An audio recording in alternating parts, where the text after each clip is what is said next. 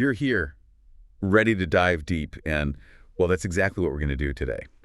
We're looking at a really interesting YouTube video. It's called El Sendero de la Iniciación, Parte 13, por Marcelo Martorelli. Ah, yes, from the Masala del Pensamiento channel. Exactly. And what's so great about this one, I think, is how it uses this teacher-disciple story from this mystery school of ISIS Right. to explore something really fundamental. How much attention do we actually pay? To the world, yes, but also to what's going on inside us, our emotions. Yeah, it's not just about, like, looking around more, is it? No. It's digging into why we don't see things sometimes, what gets in the way. Precisely. And that's really our mission here, isn't it? Yeah. To pull apart this lesson and find some, genuinely useful takeaways about our feelings and how they color everything. Absolutely. Actionable insight. So the video kicks off in a pretty unusual way. Yeah, the setting itself is a bit jarring, right? The teacher meets the disciple outside the school. Instead of the classroom, yeah.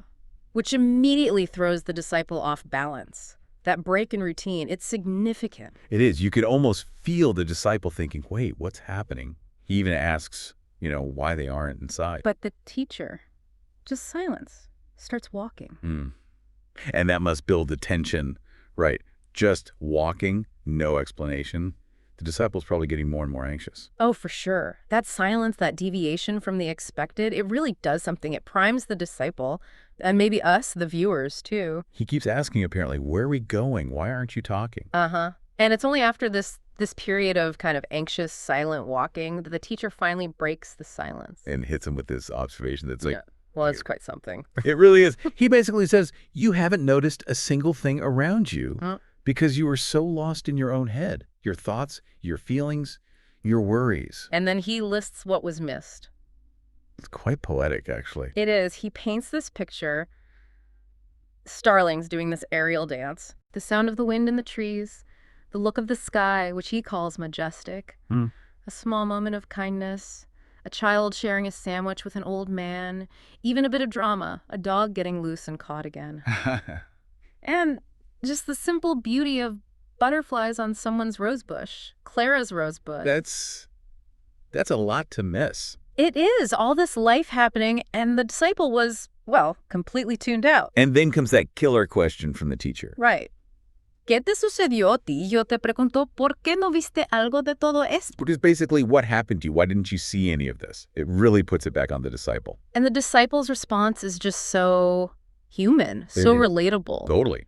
He says he was worried. Yeah, worried about the silence, thinking maybe the teacher was angry or upset with him. And isn't that just it? We get so wrapped up in our internal narratives, our assumptions about other people, what we think is going on, that we completely miss what is going on right now. Right here. Exactly. And that leads straight to the core point that teacher makes right then. He says, tu diálogo interno, tu emoción primeramente te impedí ante tu preocupación ver la belleza que la vida te estaba regalando. Which translates roughly to, your internal dialogue, your emotion, mainly your worry, stopped you from seeing the beauty life was offering you. Wow. So our inner state, our thoughts, our feelings, they act like filters, or even blinders sometimes. That's the idea presented here, yeah. They can literally prevent us from experiencing the richness of the present moment. We become our own blind spot. It's a powerful first lesson. Okay, so that's the problem laid bare. Getting lost inside stops us from seeing outside. What's the next step in the video? Where does the teaching go from there? Well, it then shifts towards understanding the actual structure of our emotional selves. It introduces this concept of our emotional anatomy. Emotional anatomy. Interesting. Yeah, and it starts mapping this out with what it calls the first emotional subplane, which is labeled violence. Violence. Okay, that sounds intense. It does, but the video breaks it down. It talks about a spectrum within this subplane. The floor, or the base level, is described as anger and its attacks, its expressions. Right. And the ceiling, the kind of most concentrated or perhaps refined aspect of this level, is called force. Okay, so anger at the bottom, force at the top of this violence subplane. Yeah. Like different intensities. Sort of, yeah. Think of them as levels or facets within that broader emotional territory, each having its own quality. And it gives an analogy, doesn't it, to explain the force part. It does, a really helpful one. It compares channeled violence becoming force to like an explosion engine in a car.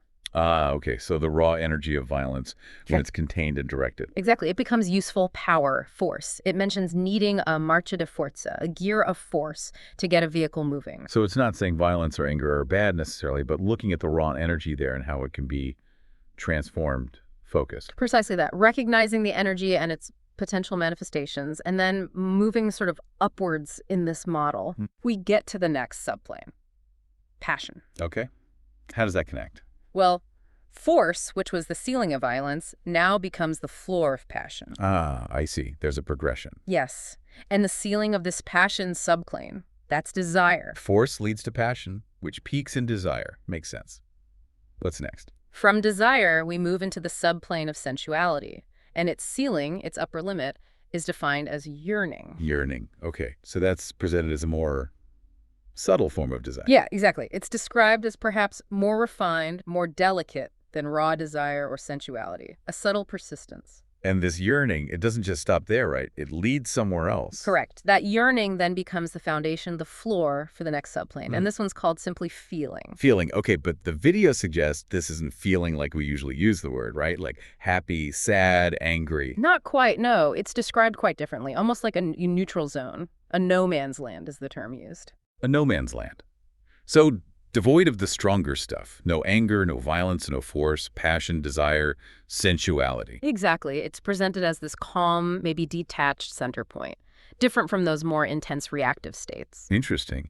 And what's the ceiling of this neutral feeling zone? Its ceiling, the highest point of this specific subplane, is identified as unconscious happiness. Unconscious happiness. Okay, that's intriguing. Happiness we're not aware of or don't know the reason for. Pretty much, yeah. A happiness that just sort of arises without a clear conscious cause identified by us, like a background state of contentment, maybe? Right, and then things take another step up conceptually. They do.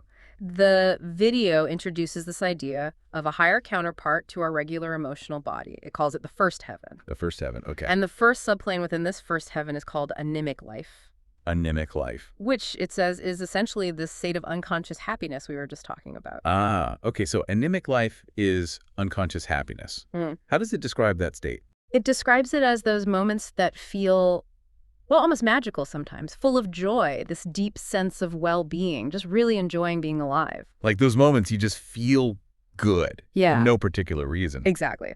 The video even acknowledges these might not be everyday things for most of us in our typical state, but you know that feeling, like maybe you wake up and the sun's coming through the window and you just feel inexplicably content. Yeah, I know that feeling. It doesn't always have a logical trigger. Right. That's the unconscious part. We feel the joy, the well-being, but we don't consciously connect it to a specific why. It's joy without an obvious identified cause. So that's the first level in this first heaven. Where does it go from there? Towards more consciousness. Precisely.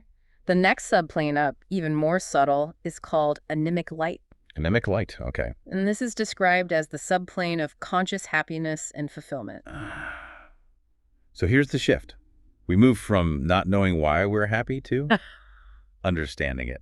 Exactly. The idea is that as we cultivate this state, as we learn to be emotionally happy in a conscious way, our emotional body becomes illuminated, as the video puts it. Illuminated, meaning we can see the how and why of our happiness. Yeah, we understand the path we took to get there. It's not just a random good feeling. It's a state of well-being we are consciously aware of and understand, at least to some degree. That sounds like a really desirable state. Is that the peak? Almost.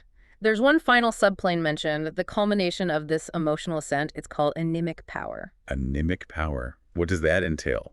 Sounds, well, powerful. It's described as the ability, the skill really, to consciously access any needed emotional state at will. Wow. Okay, so not just being happy, but being able to call upon strength, calm, resilience, whatever's needed for a situation. That seems to be the implication. It's about developing a true mastery over your internal emotional world, knowing the levers, so to speak. So you can navigate challenges more effectively, perhaps, respond rather than just react. Yes, I think that's the core of it. It's framed as freedom, the freedom to move consciously between these different emotional states or subplanes without getting stuck or trapped in any one of them. And this ability is driven by what? Emotional willpower, according to the video. The conscious will to choose and direct your emotional state rather than just being swept along by habitual reactions. That's quite a journey from being blinded by worry to potentially achieving conscious emotional direction. It really is. So just to kind of wrap our heads around this, we started with that really stark lesson from the teacher. Yeah, about being present, about noticing how easily our internal stuff, thoughts, worries, emotions can just completely block our view of the world, the beauty that's right there. And then we explored this proposed map of our emotional landscape. Right, this hierarchy, moving from the raw energy of violence and anger through force, passion, desire, sensuality, To that neutral feeling zone. and then ascending into that higher first heaven realm, Hmm.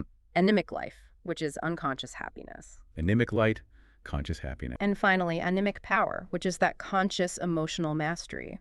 It all comes back to that opening story, though, doesn't it? How profound that initial observation was. Absolutely. The disciple, totally lost in his own head, missing the birds, the sky, the small human moments. It's such a potent illustration of the core problem. Makes you wonder, doesn't it, how much we miss every day because we're caught up inside. Definitely. So maybe a final thought for you, listening right now. Just take a second to consider. Was there a moment today, maybe even just now, where you were so deep in thought or worry or planning that you might have missed something? Something small, something beautiful, something interesting happening right around you. Yeah. And think about how consciously shifting your focus, just like the teacher suggested to the disciple, even for a moment, how might that change not just what you see, but maybe how you feel too, your own emotional state? It's definitely something powerful to reflect on.